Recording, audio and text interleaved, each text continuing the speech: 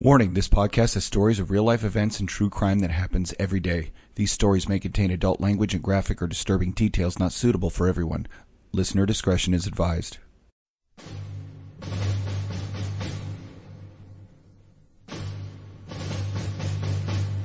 In our society, most people are content to go through their daily lives safely and peacefully.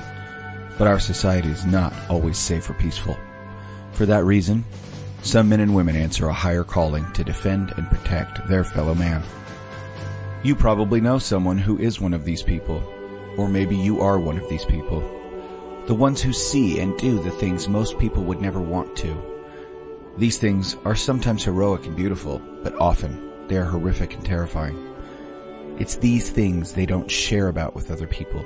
It's these things they carry with them, so you don't have to. But when they get together, they talk to each other about them. And they call these stories war stories. Welcome to another episode of War Stories. I'm Tom. And I'm Chuck. And we are back with this week's episode.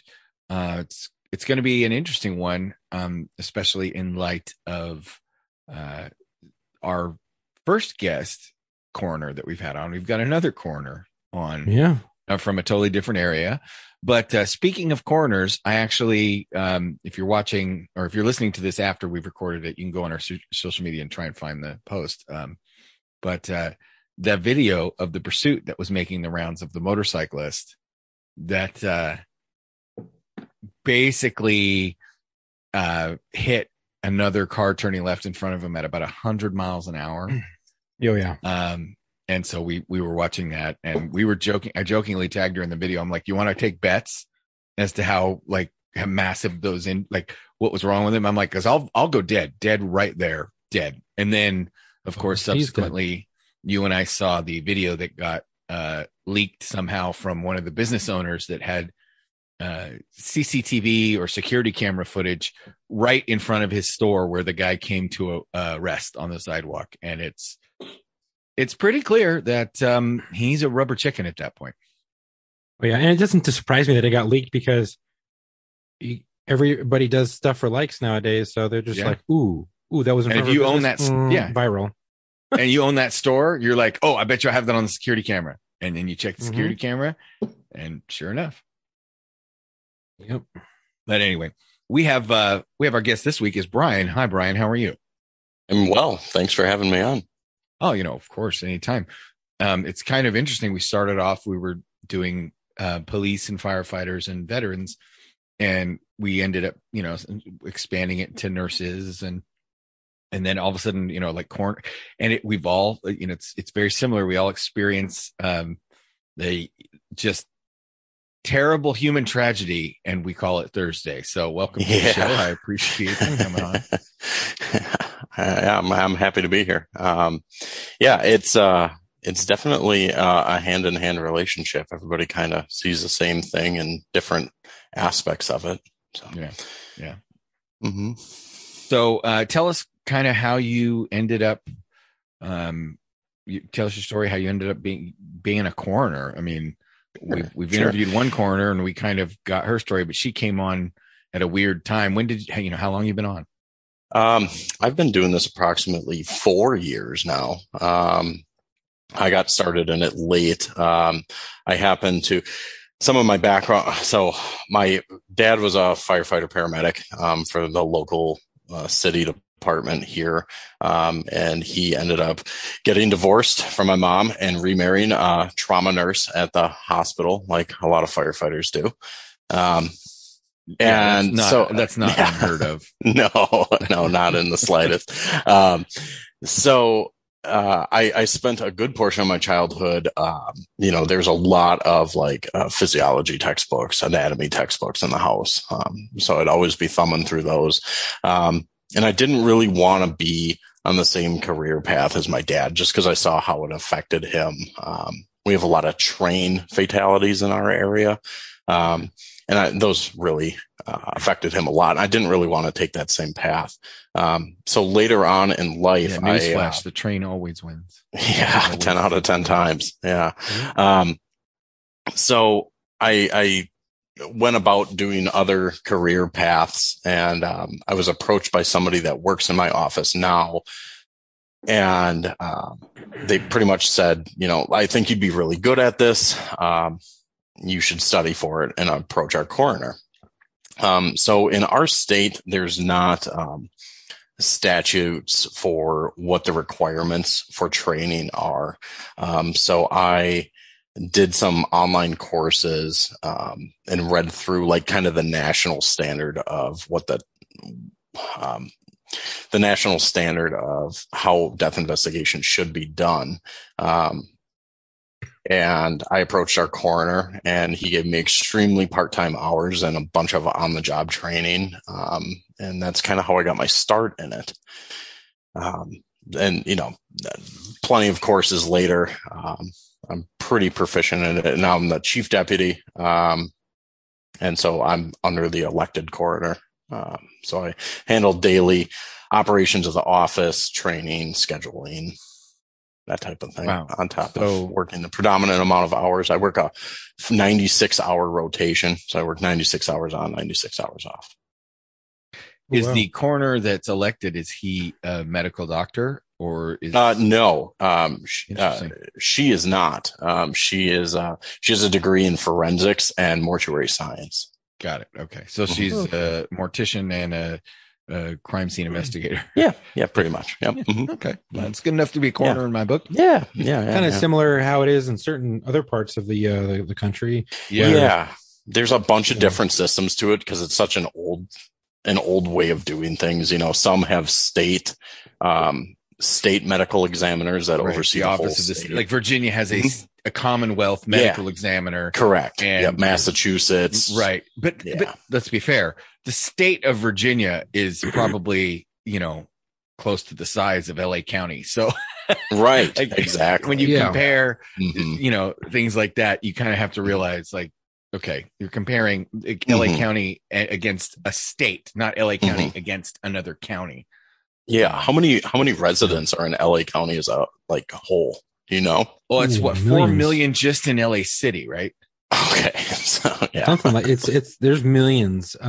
Millions. I mean, in just LA City alone, in the city, you have LA City is 4 million. Just LA City.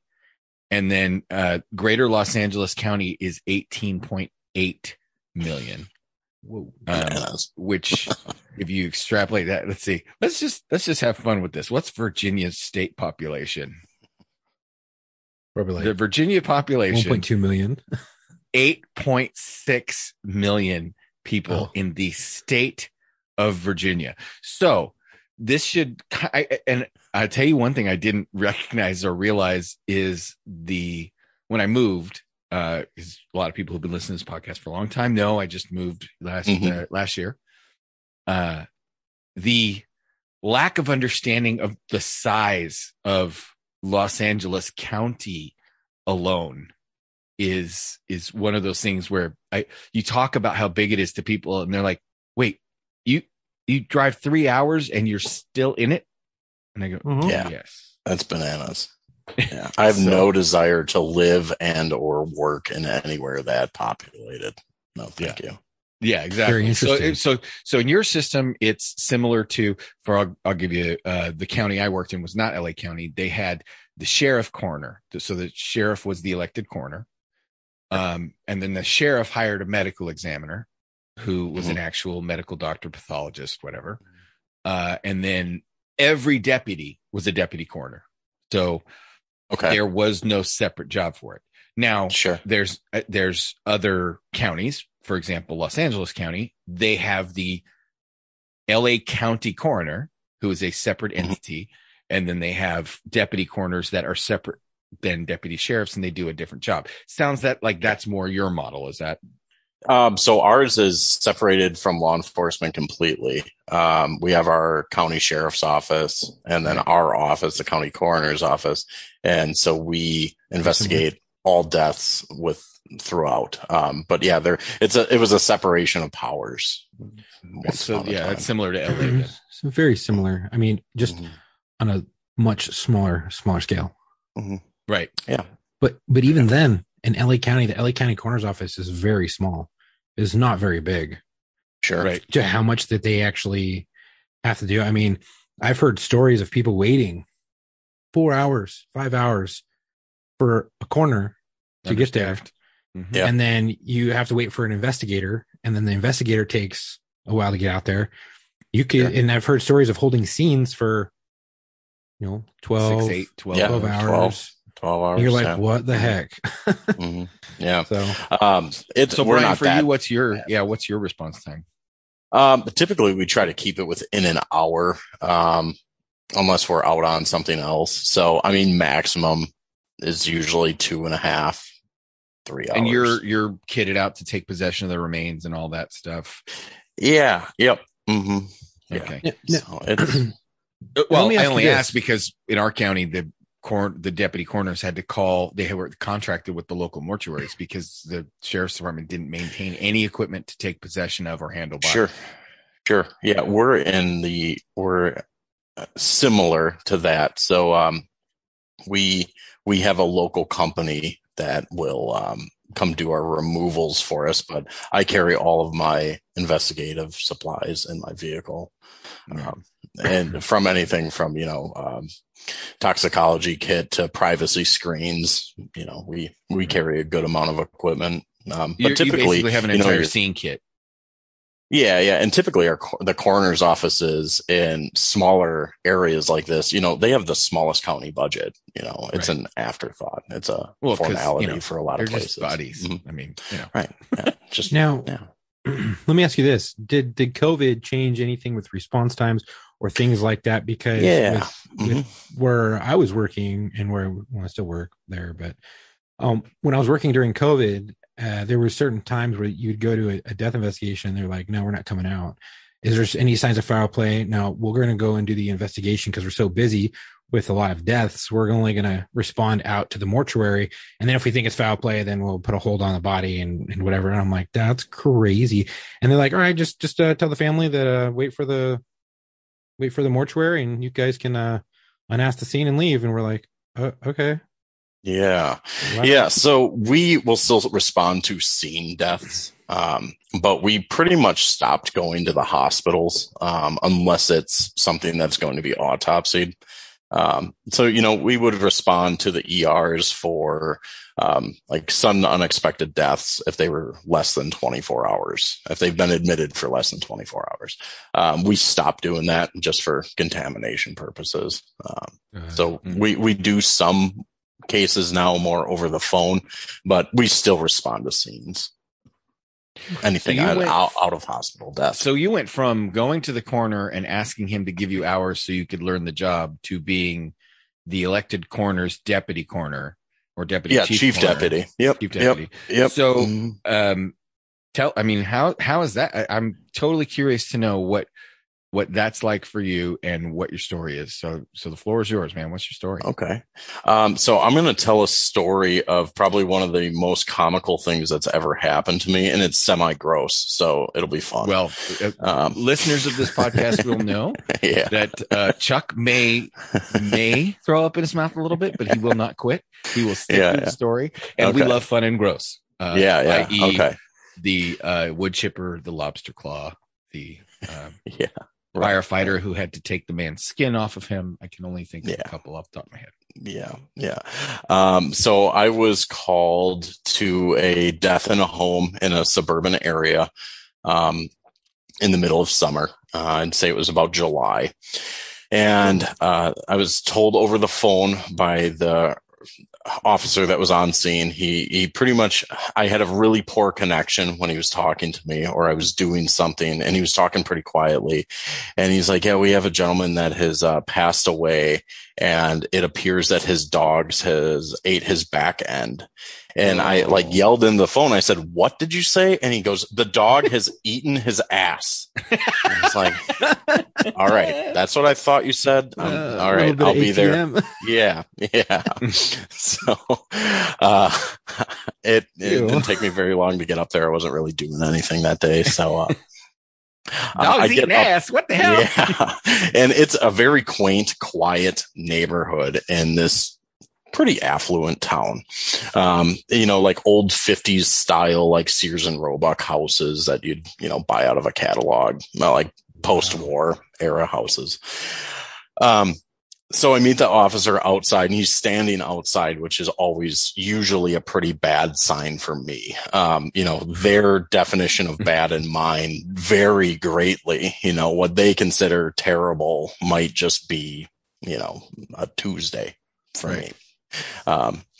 So as I'm walking up to the door, hey, how you been? And he goes, all right, so I got to tell you some things that are going on inside. It's like, okay. He goes, all right, okay. So I'm out. He goes, we got the dogs out of the house. I was like, all right, well, how many were there? And he's like, there's like 4, and they're all ankle biter size. I was like, all right, how bad did they get at him? He's like, not too terrible.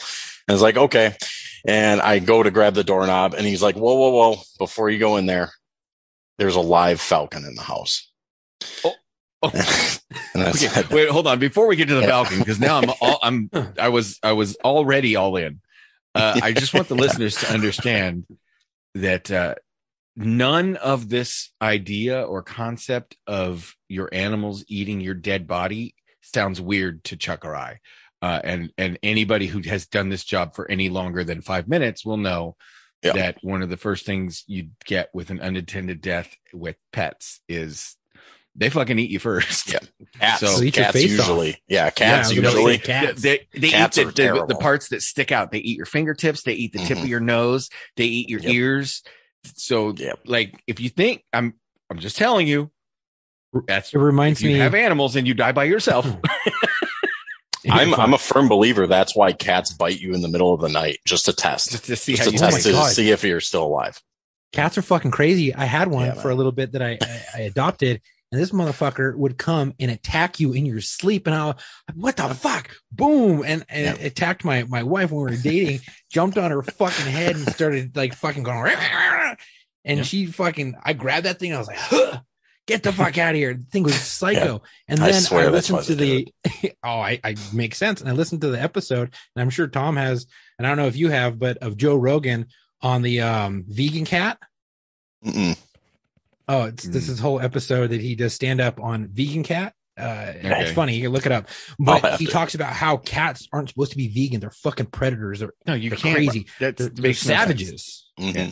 And their cats are scavengers. Face off. They're not even, as far as you people in California, you can't even own one. Like if you say my neighbor stole my cat, I can't take that theft report because cats are not property. You can't own a cat. Like it's considered a wild fucking animal. The cat gives less of a shit about you than anything else. You just happen to have a house that it can hang out in. The cats are mean. Anyway. Yeah. Anyway, so we're this guy, we got to go back to this falcon. Damn. So you've got now you've got the dogs. I'm surprised the falcon didn't take care of the dog problem. Honestly, you would think so. So all right, well, I'm gonna M. Night Shyamalan you here. So. I was like, so I had my hand on the doorknob as he goes, there's a live falcon in the house. And I said, is it in a cage? And he goes, no. And so I just took my hand off the doorknob.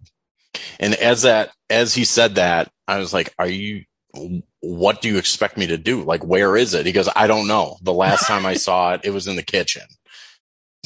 All right. This is a new one. So, about that time, his lieutenant rounded the corner and he goes, did you tell him about the kestrel? And I was like, okay, is it a kestrel or is it a falcon? Because one's the size of a beer bottle and one is 2 feet tall. Right. So what are we dealing with here? And the officer's just like, dude, I don't know my fucking birds. It's a bird and it's dangerous and scary. And it's like, all right. And the lieutenant's like, it's a kestrel. I don't know where it is, but it's going to dive bomb you. Just be aware of it. That's a huge that's like mistaking a little kestrels are like tiny. Yeah. It's like a little mini peregrine falcon. Like it's even smaller. It's just, it's like the little baby owl size, it's a little tiny thing. Yeah. Still like, okay. Wasn't super thrilled about going in there, but I was a lot more comfortable between a falcon with 2-inch talons and the ability to take your scalp off. Yeah. Right. And this little bird that, it's still got sharp claws and a sharp beak, but manageable. I mean, it's not a cassowary. I mean, right. It's pretty looking. Yeah, they're very pretty birds. Anyway. So I ease my way through the front door now because I'm tiptoeing around like I'm trying not to disturb it. And there is statues of kestrels and falcons all over the house. So I don't know which one is actually the bird. And there's no light bulbs in here. He can camouflage himself wherever he wants. It's like a horror movie. For you. Yeah. Everywhere you look. Yeah. This is going to be in my obituary. So, yeah, I was like, okay, well, they told me where I was going. So I make it there. And so this bird has been living loose in this house for however many years. So the floor has a nice coat of bird feces all over it. And there's perches, like wooden perches in front of all the windows. So it has somewhere to go. So I make my way through the house and I'm kind of like assessing what I'm getting myself into here. And the cleanest room I found to set my gear bag down was in the bathroom. It appeared that was actually well kept. So I like take my camera out of the bag and I get all my stuff ready and I go into the room and yep, sure enough, like pretty much the birds and dogs had ate most of both of his butt cheeks. Is the best way to put it. Both of his butt cheeks were gone. And he had been down for approximately a week. So, you've got in the summer. Yep. Skin slippage, discoloration, the whole 9 yards. So he, to be honest already. with you, yeah. So the bottom of him was the color of an eggplant, I'm sure at this point. Yeah. So to be honest with you, him being deceased is the least interesting part of this entire story. Well, first of all, the insanely ninja falcon room was already more interesting than just a dead guy. Yeah, was this guy a fucking like a superhero, like Peacemaker, where he has an eagle best friend named Eagly? Because this motherfucker is keeping a goddamn falcon in the house, like Peacemaker. No, it's not quite a falcon. Eagle. Yeah. So his miniature pigeon falcon. Yeah. So he was in pretty poor health as a person, and he had sold all of his falcons. And this was pretty much like his end of life pet.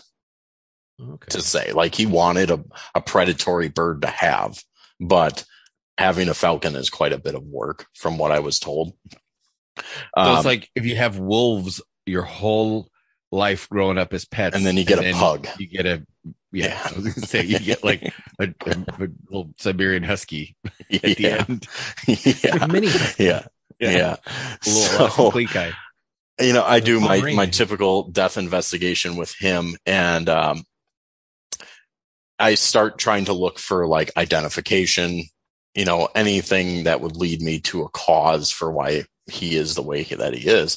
Or medications, we typically gather all the medications off a scene, take them, log them into inventory, dispose of them later. So I'm looking for some of that stuff. So there was a bedroom right off of his, and I opened the door, and there's about 75 to 100 pot plants in Dixie cups under lights. So I just kind of like, it's a little known fact. The American kestrel loves pot plants. That's what they're made for. So medicinal. Yeah. So I just kind of like opened it, looked at it, shut the door, and turned around. And at about that time, the lieutenant walked into the house, and he's got a hacksaw in one hand and like a box of industrial sized garbage bags. And so I kind of chuckled. I was like, are those for all the weed plants in the bedroom? And he goes, oh, there's some in the fucking bedroom too. And it's like, I thought he was going to Dexter Morgan this I thought he was going to chop the body up. I'm like, how big was this dude? And he's like a very stern, high and tight type of guy. He has no sense of humor. He's very dry. If the department wanted me to have a sense of humor, they'd have issued me one. You got it. So does he have a high and tight or like a flat top? Yeah, a hair hat. You got it. Yeah, if he pulls you over, you're getting a fucking ticket. Yeah, middle school football coach. Like he's gonna go through. He knows the vehicle code. He's gonna go through the fucking from top to bottom your entire car. If there's a fucking tail light out of place, you're getting a ticket. Oof. That same lieutenant ran my plate when I showed up to a death scene because he thought I was a suspicious person.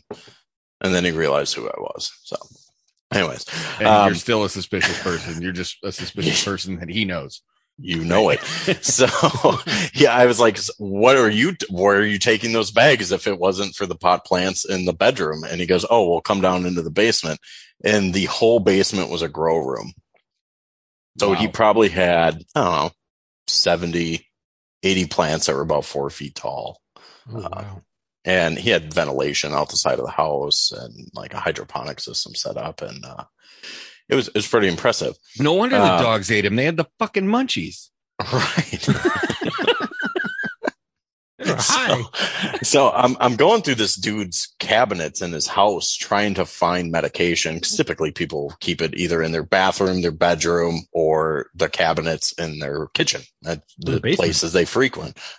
So I start going through the cabinets and there's no food in there. All it is vac sealed bags of pot with the date that he harvested it and the strain that he had made. Like cabinets full. Like I felt like I was at Willie Nelson's house of just open. It's like it's just more pot. We're expecting to open a cupboard and find Snoop. Hey, what's that? Yeah. Oh man, sorry to hear. Yeah. So, they're cutting down pot plants and, I'm trying to find medication in this guy's house. And I finally in the living room, was a cigar box and there was a Sig 320 sitting on top of it. And I was like, it's either cash or it's going to be medication. So I take the gun off of it, open it up. Sure enough, there's all his meds. And I was like, all right. So I grab all those out and I start putting them in a bag and I flip the lid down. And the Kestrel. I mean, the Sig P320 couldn't have been associated with the copious amounts of marijuana in that house. No, it's probably unrelated. So as I shut the box and it thumps, the Kestrel flies from like 2 feet to my right. It was sitting on a stack of magazines in the dark in the corner, and it flies over the top of me and it takes my hat off of my head. So I hit the ground to buzz the tower. Yeah. So I hit the ground and then, am bitching about somebody, obviously not me, shitting in my pants. So shit in my pants. Yeah. But you know what's funny is that if you said that bird lived out of its cage in that house for like 6 years or 7 years or something, right? Mm-hmm. Do you know how fucking much that bird probably had that maneuver dialed in? He probably did that to that old man, like whenever he was pissed off at him and shit. He'd be like, you motherfucker, I'm gonna take your head. Like that. Bird, he's like, what's this bitch? Yeah, exactly. So then I at least had an eye on him of where he was located, and he flew into the kitchen. So he's like sitting behind the curtain, like showing me half his face, just giving me the dead eye of not blinking and being a bird, which is terrifying in itself. So I was like, all right, well, at least I know where he is. So about that time I had finished up and kind of gone back to where I had staged all my gear in the bathroom, and the funeral home was arriving. The dude had died of natural causes, so it wasn't anything that was really suspicious. He had a pretty lengthy medical history. So you lost a lot of blood out those butt cheeks. All post-mortem. Oh, I know. So I was like, all right, well, so I'm outside because not only is it summertime and it's a decomp scene, I also don't want to deal with, the asshole with wings inside. So I'd just gone outside and I was talking to a couple of patrolmen, and I'd come back in to kind of pack up my gear and take it out to my car before the funeral home arrived. What I didn't realize is that in that time, the Kestrel had moved into the bathroom and he was sitting on the shower curtain.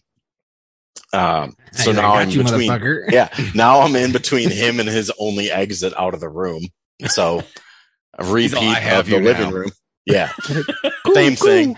And that one got me, took my hat off. I hit, I'm sure I yelled like a little girl, but on my way down to the floor, as I tried to dodge him, I hit my head on the, vanity in the bathroom. Ooh. And I didn't knock myself out, but I had a pretty nice linear bruise across my forehead for like 2.5 weeks.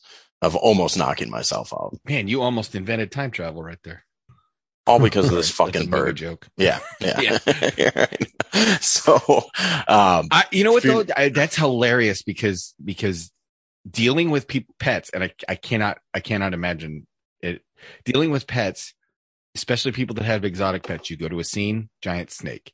You go to a scene, they have like a capybara in their living room. Like it's just sometimes you never fucking know. Anyway, I'd rather deal with a snake, like having a snake in a house, as long as it's in the cage.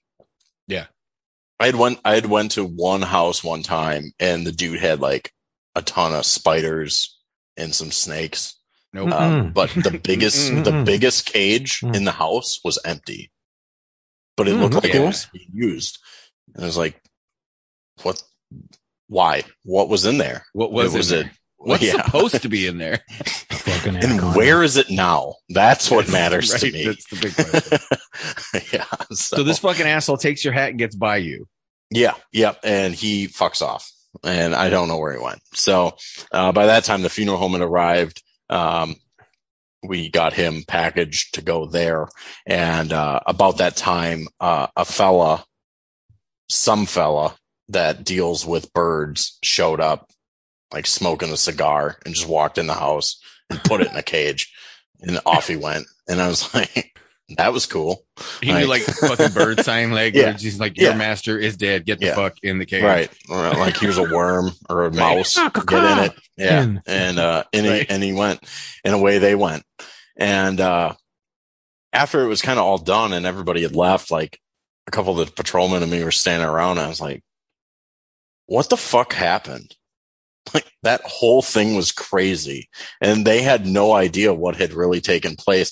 When the kestrel originally flew over the top of me, I heard like a muffled laughter from the basement as the lieutenant was cutting all those pot plants down. It had made like they make a very unique, loud noise. Oh, I'm sure it sounded just like the same sound you would make if you were screaming because a bird flew over your head. It probably sounds just like that. Yeah, about like that. Yeah. Hey, I'm on record as not one to fuck with a horse, and got put down by a 5'2" blonde lady who knew how to handle the horse that I was not going to fucking stand. It's all about your comfort level, right? I don't fuck with animals. What you know. Yeah. To backtrack a little bit, because I kind of forgot this part, and it was pretty funny. So the only light source, like I said, was pretty much like a sliding glass door in the guy's on the back side of his house. So I was there doing some of my paperwork just so I could, jot some notes down. And I looked out the back window, and his whole yard was just like those like 2-foot planter buckets that you'd buy. And there was about 30 pot plants that were about 12 feet tall. Oh, shit. So on top of all the crap that they had to take out of the house, I had called the LT over, and I just kind of pointed out the window, and he's like, dude, you got to be fist fucking me. Like, how am I going to cut those? I have this little saw. And he's like, what are you doing? Stick a hand up and work me like a puppet? Yeah. What are you doing to me? Yeah. He was just so mad at me by that point. I was like, what do you want? You can't leave it here. I mean, you can. Yeah. Burn it.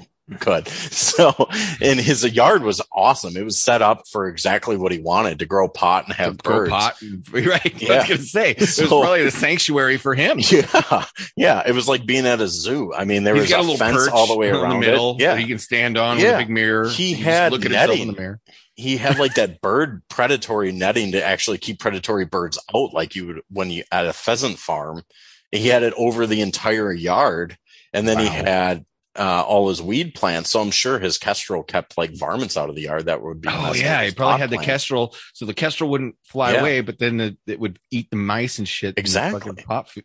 Yeah, this guy's a genius. Yeah. So then he ended up calling in like reinforcements for just a van to be able to put all this pot in, and most of it was bagged. But it looked like by the time they left, they had like jammed a bunch in all their.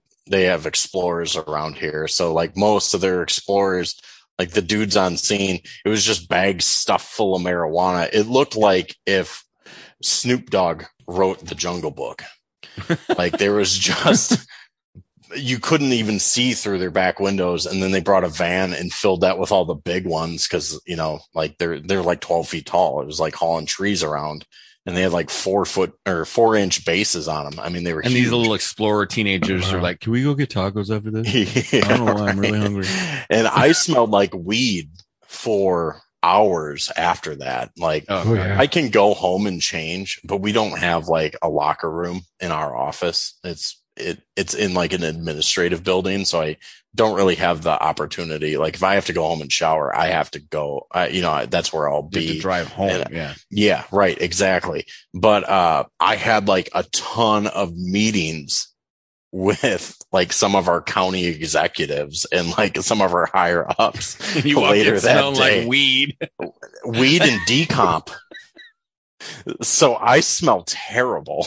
You smell like Keith Richards. Yeah. Like there's not enough gas station cologne that you can buy. You get the little tree air fresheners. You're rubbing them under your armpits. You smell like a cab driver. Not that that's a bad thing, but yeah. Well, I mean, it is. Let's face it. Yeah. So, it was wild. We did a pot bust like that where we get there and we're like, okay, we gotta smash this dude's little pot farm because his neighbors said that they could see some pot plants above his fence. So we went to the neighbor's yard. We saw the pot plants, wrote a search warrant. We go there to smash this dude. But it was right after medical marijuana had passed in California. So we get inside and all of a sudden it's like you're saying, he's got one room for the sprouts, one room for the baby plants, one room for the immature, but pot, and then he had the backyard. Dude, he had like 89 mature 10 to 12 foot plants in his backyard. That wasn't counting all the stuff in his house. We called the DA, and DA's like, all right, he can have 10 mature and 12 immature plants. So you let him go put an X on the 10 big ones that he wants and the 12 baby ones that he wants, and then chop the rest down. And we're like, are you fucking serious? Like, we're literally going to start counting marijuana plants, being like, you are allowed these. This is fucking stupid. That was the moment we lost the war on drugs. That was the moment. So funnily enough, like everybody at first thought that the dude was kind of like a drug dealer, or a manufacturer. Most definitely, dude. Why not? Yeah. No, he wasn't. That's all personal use. He has all those different strains and baggies, and so he had bags. He had bags from like back in like this only happened a couple of years ago. Like I said, I've only been on the job for 4 years, but some of those bags were from like 1997. This dude was afraid of the weed apocalypse. That pot wasn't even good no more. Yeah, I think he just liked growing it. I think he liked like botany. Like I think he just enjoyed growing stuff. Well, my grandfather was a botanist, and he would do some crazy shit with plants, and so I get that aspect, but that's a lot of like. Okay, here's the only way, and I can tell you this from personal experience. Here's the only way that story holds water.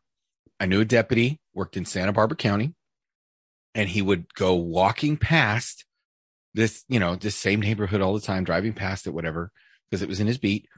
And one day he drives past this little lady's house. She's out in her yard gardening, and he looks at the flowers that she's tending to, and he stops the car, jumps out, and runs over to the yard and goes, "Lady, where the fuck do you get these flowers?" She was tending opium poppies. Oh, shit. She had gigantic red opium poppies blooming in her front yard. And he goes, lady, where? She's like, my gardening club. He's like, what? And she goes, yeah, our whole gardening club got these seeds, and they said there's these beautiful red poppies, and so we all planted them in our gardens. And so this entire gardening club of old ladies was cultivating opium in their front yard. That's fantastic.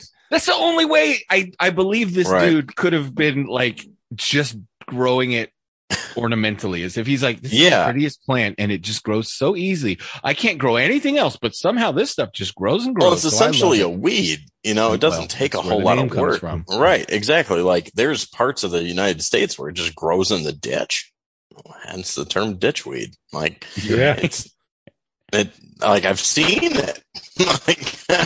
So it's just strange. But I've had a couple cases very similar to this without the birds involved, where dude dies in his grow operation, and our drug enforcement group comes and breaks it up and takes all the equipment out of the basement and all the pot plants.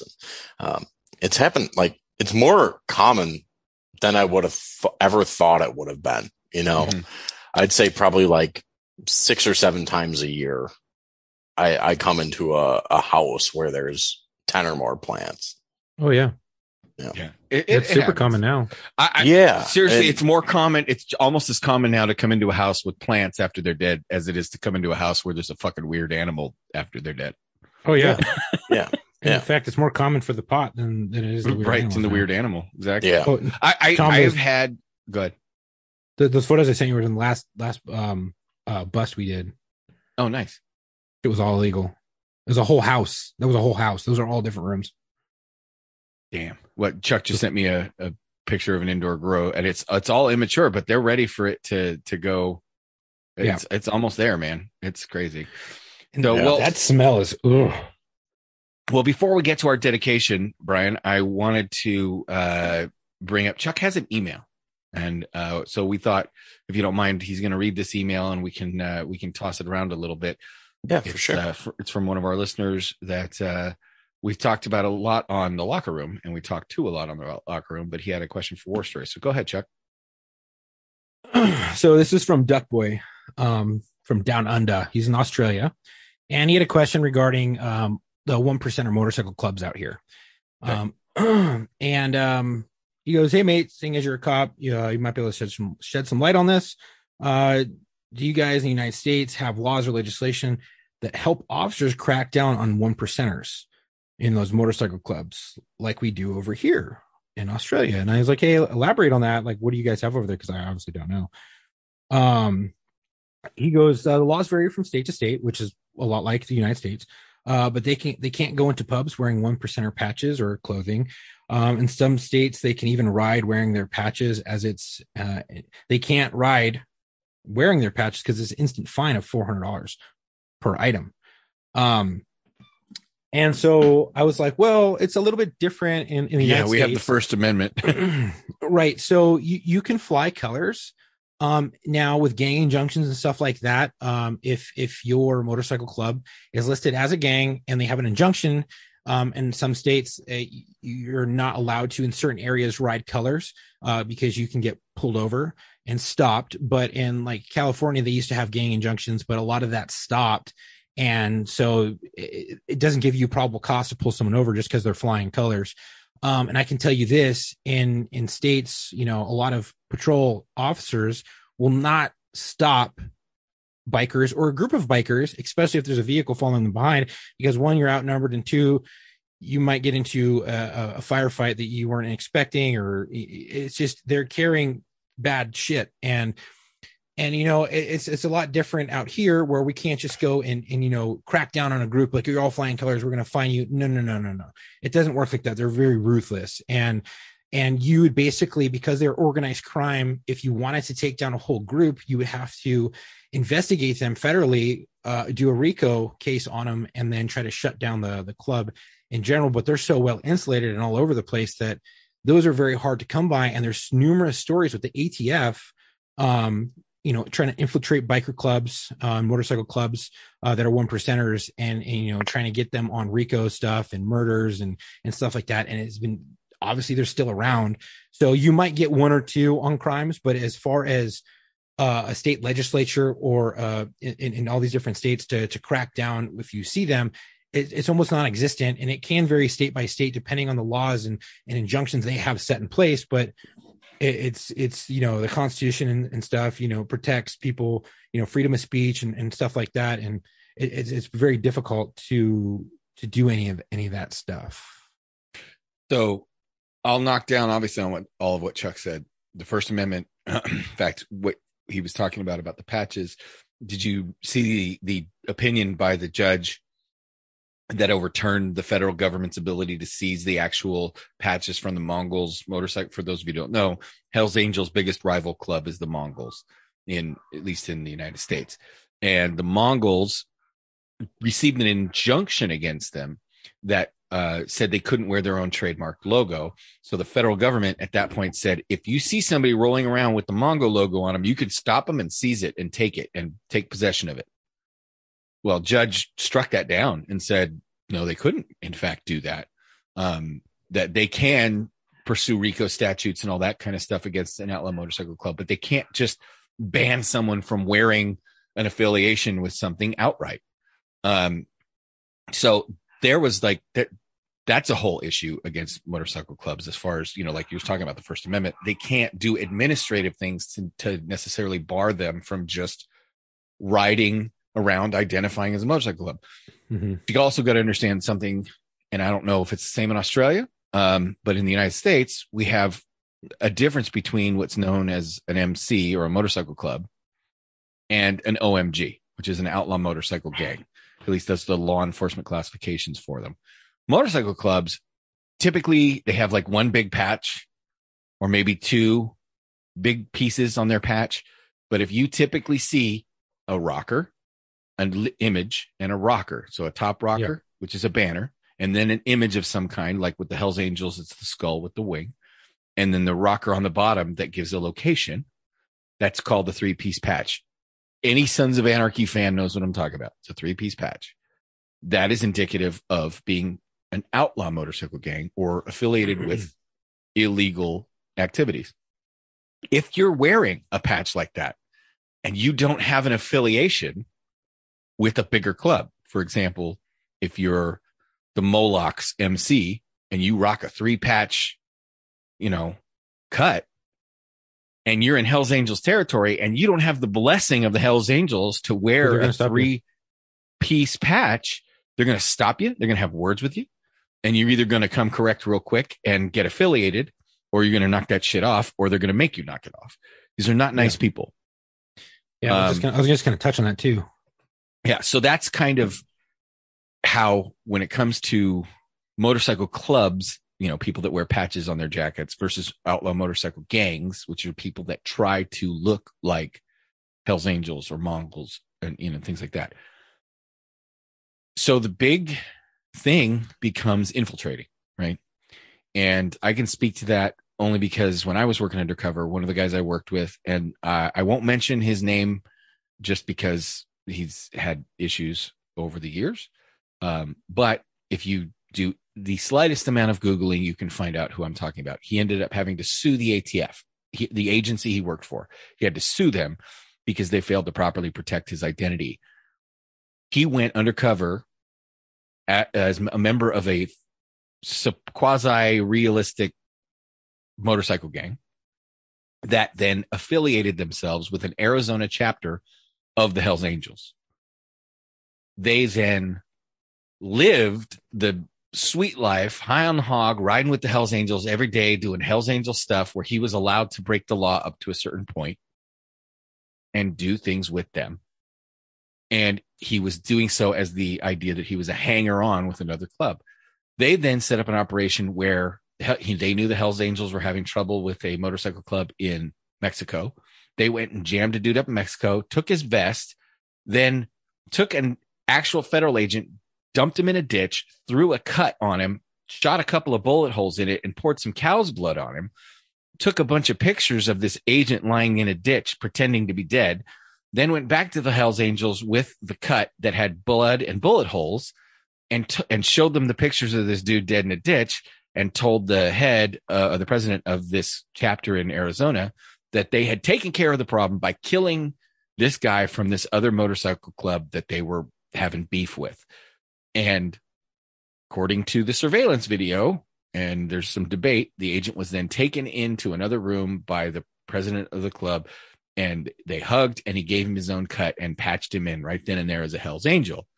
It just got too dangerous for him to be undercover, and they had to pull him out and take the whole operation down. To this day, the Hells Angels will say he was never a Hells Angel. He never made it to be a member. And he'll tell you, bullshit, they fucking patched me in that night because they thought I had committed murder on their behalf.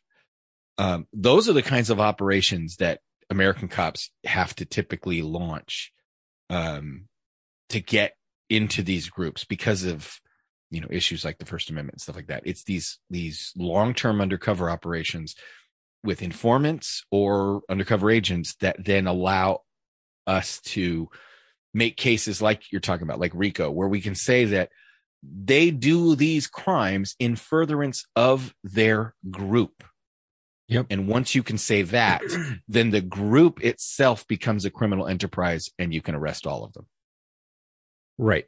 And, there's been, it's really hard to be in a motorcycle club, especially in the United States, because there's been numerous incidents and accounts of people having one patch or two patches, and definitely the three, where they're just dumb and they get stopped real quick and they're like, you're going to patch in, we're going to take you over, or you're going to stop, or we're going to beat your ass.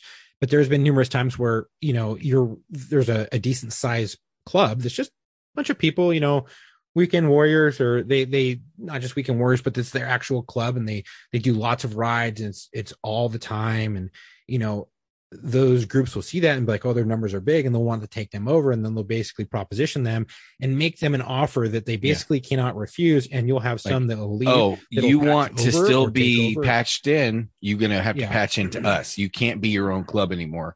We're absorbing you, or we're shutting you down. That's their ultimatum. So basically, if you want to have a motorcycle club, you're going to be rocking no patches, nothing like that. I mean, there's a few that have one patch that really don't get messed with, but for the most part, especially like the Christian groups that are, Riders for Jesus and stuff like that, they because the bikers are like, nobody's going to mistake us for them. Right. Yeah. But it's generally, you see those guys in those little clubs, and they're not rocking patches anymore because they don't want the shit. Okay. And I'll tell you, so St. Patrick's Day, a couple years ago, it was actually a couple years after, because everybody that listens to the show knows that the first shooting ever, my big critical incident when I had 3 years on the job, was St. Patrick's Day. So years later, I'm at the bar that I was supposed to be at on that St. Patrick's Day. And I don't know if you guys remember the brand Lucky 13, but they like made everything try to look like it was hot rod biker culture, but vintage from like the 40s and 50s. So I had a Lucky 13 jacket at the time, because after all, it was the mid 2000s. And I was in a bar for St. Patrick's Day, and I'm wearing my kilt, and I've got my little revolver snub nose in my Sporan, and I've put my Lucky 13 jacket on the chair, and I'm sitting there drinking. I'm in an Irish pub at 6 a.m. on St. Patrick's Day with like 7 other cops, right? And so I get up to go to the bathroom, and when I come back, apparently while I was in the bathroom, one of the guys that was in the bar on the other side of the bar was part of our local 3-patch OMG. Like, they were Hell's Angels affiliated, and so they thought they were tough guys. While I was in the bathroom, this is how serious they take it. This guy looked at my Lucky 13 jacket and then came over to our table and said, hey, when your buddy gets back, I need to talk to him. And they all kind of looked at him like, what for? And he goes, I need to talk to him about his jacket. They're like, okay, we'll send him over. Didn't even say anything.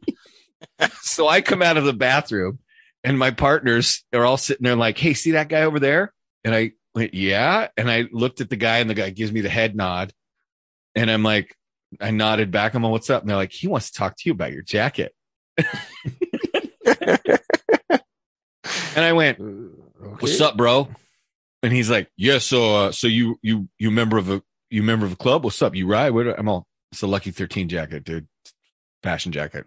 It's like, well, it looks like you're repping another club, and this is Moloch territory, so you need to turn that around.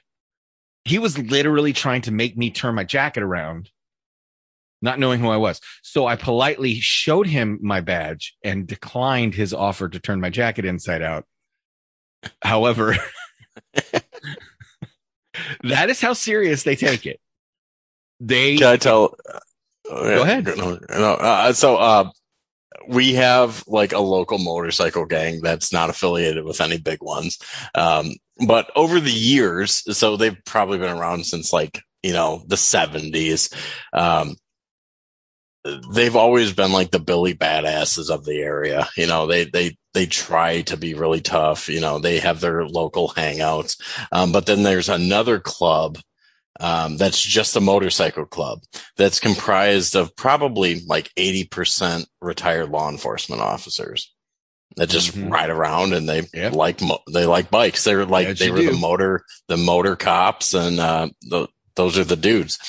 Yep. So the Outlaw Club, if you want to call them that, was at like a local one of the local dive bars, and a couple of retired guys had been they did like a benefit, for like MS or something like that. And they had stopped at a local bar, and these guys totally just got like Hufflepuff, like puffing up their chest, getting all rowdy about it.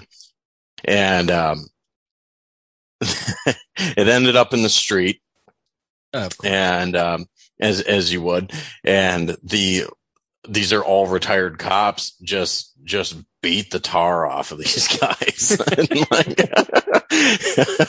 I can imagine. They're like, we haven't done this since retirement. Yeah. Oh man, it takes me back to the glory years. Good old fashioned Donnie wailing on them. Yeah. Yep. And, it made the paper, local, outlaw gang tries to beat up retired cops, or however it made it into the headlines. I'll tell you what, it didn't go well. Oh, but it didn't. In my office, I will routinely make jokes like, oh man, you know what I really miss about being a cop? And they'd be like, what? I'd be like, if you were in a bad mood one day at work, there was always somebody that you could arrest who was willing to fight you, and it would cheer you up. And they're like, yeah, wait, what? And I'm like, yeah, you're having a bad day, you get into a fight, cheers you up. And they're like, how's your day going today? And I'm like, not bad so far. There's always time left. That's what I tell people every time they ask me, how's your day going? It's going good, but there's always time left. Time. Yeah. That's what I just started. Phone call how's your day? And you go, there's still time. I'm one phone call away from a 5 gunshot homicide. So yeah, exactly. You never know. It could literally be any phone call. Yeah, exactly. I enjoy my job, and like I said, I got into the EMS side of things just to try to balance out all the death and depravity that I see in my daily work life, to just help people. And I would have never thought 10 years ago that I'd be on a fire department. So here we are, and I'm the assistant EMS director for my township that I live in. And, I ended up joining the fire department too, more on the side of, I think they're preening me for, like a managerial role or a captain or something administrative. But yeah, just because where I live is really rural in my county. It's probably the most desolate part, and it's a lot of farmers. It's a lot of retirees. Our department's median age is probably 55, and there's not a lot of young people that live here. So the fact that blood. Yeah, honestly, it's the fact that I can use a computer somewhat proficiently. Because everything's digital. The man with one eye is. Oh my God! Yeah, you got it. So you're like, I know how to use Facebook. Yeah. I have a smartphone. Damn it! I just have this flip phone still. Yeah, and all our reports are digital, and I like the leadership role type of thing, so it kind of transfers over. So, I like what I do. But just like anything, you get burned out, and you got to have good hobbies and good support system. That's what I always tell people, man. Have the hobbies, have the condo in Redondo. Yeah, man. Have your friends outside of law enforcement. Have your friends outside of the fire. Yeah, absolutely. They're the people, the locker room. You should hear it all the time. They're the people saying, shut the fuck up. I knew you win. Yeah, exactly. Dude, just having people that have but at the same time, as I'm sure you start telling a story and you see the horrified look on people's faces. What the fuck are you talking about? Yep. Yeah, exactly. You can't do that to everybody. My wife once asked me one time, she was like, I was like, yeah, she said, how's your day? I was like, I went a few death investigations, and we're rolling the car one day, and she's like, oh, how many dead bodies have you seen? I was like, I don't know. I was like this month, this week? Right. And she's like, no, ever. And I'm like, oh fuck, I don't know. I was like, but I saw you might as well ask me how many people I slept with. At least I can figure that number out. Yeah. I had 4 in one day.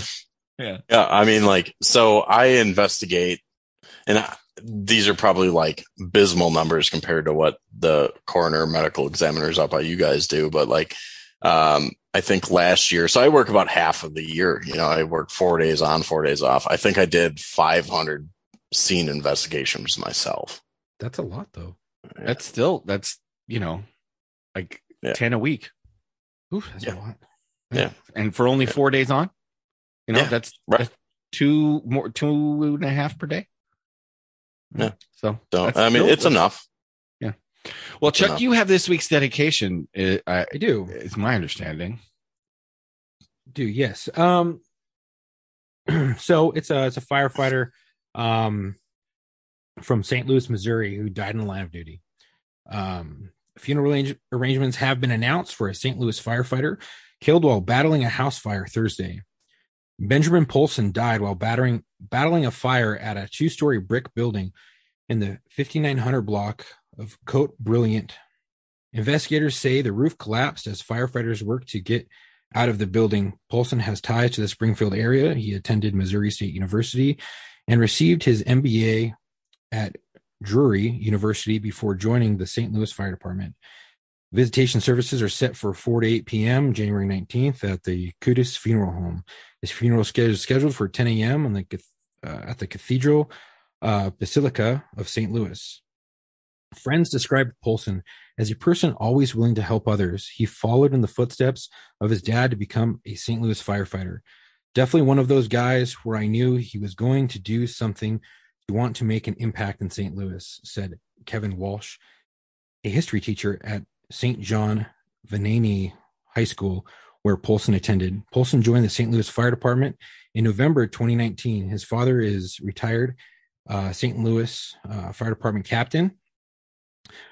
This kind of event weighs tremendously on the entire department, said St. Louis Fire Department Chief Dennis Jankerson. Jankerson got emotional as he explained the last moments of Polson's life when he responded with Engine House 13 to a vacant house fire on the 5900 block of Cote Brilliant in North St. Louis Thursday. The initial 911 call indicated there were many victims inside. Anytime you have a building like this, the fire department is trying to make sure no one is inside. We want to save lives, said Jankerson. The vacant home had previous problems with squatters. Fire crews battled the flames and decided to turn back when the flames got too intense. But as they were leaving, the building's roof and top story collapsed, burying Polson. He died at the scene. A spokesperson for the St. Louis Fire Department says 2 other firefighters were injured but have since been released from the hospital. This incident is a sobering reminder that the real dangers of our first responders face every day as they fight to keep our communities safe, said Chief Ron Batelli, Executive Director of the Backstoppers. Losing any first responder is a heartbreak for each of us, but we will make sure they are never forgotten. So rest easy, brother. We have it from here. You will not be forgotten. Yeah, that's It's a rough one, man. That's a rough loss. Yeah. So rest easy, brother. We got it from here. Well, Brian, I appreciate you coming on. I thought that story was hysterical. I can tell you, Chuck, I'm sure I told you the psychotic deer story. We'll have to save that for another time. I faced down the same deer 3 times in one night. I'm just saying. It's too many times. Same deer 3 times. Every time I had to kill him. Every time. So anyway, Chuck, we still have hoodie jackets, Whoopee hoodies left. We do, but limited sizes. So if you're in our we did order common sizes. However, the most common, large and extra large, will probably have, it's dwindling on those. I would get on there, grab some, make shipping worth it, grab a t-shirt, grab some stickers, grab some patches, and try to get these Whoopee hoodies before they're gone. And you can get that on our website. And if you follow us on the socials, please do so. If you don't follow us, if you do, great. Thank you. Click the link in the bio on Facebook or Instagram, and you can email us. You can book a show. You can also have the link to our YouTube and our website. warstoriesofficial.com. Go in there, support us, grab a Whoopee hoodie. It's got a genuine leather patch on it with our logo. We have a shirt on there. We're going to have another shirt coming in the summertime, or a tank top, or we haven't decided yet, but it's pretty cool. Yeah, get on there, support us, help us bring you some more content and get out there. And yeah, it's great. Help us out. Exactly. And we've got some other ideas. I've got this idea for locker room beers where we've discussed going live, where if some of you want to log in and watch the live stream of us recording the Locker Room podcast, we might be able to do that. Obviously, for reasons of anonymity, we don't allow anybody involved when we do war stories, but for the reasons of having a shitload of fun, we will do almost anything in the locker room. So stay tuned for that. We're going to have t-shirts coming. And until our next episode, come home with your shield or on it.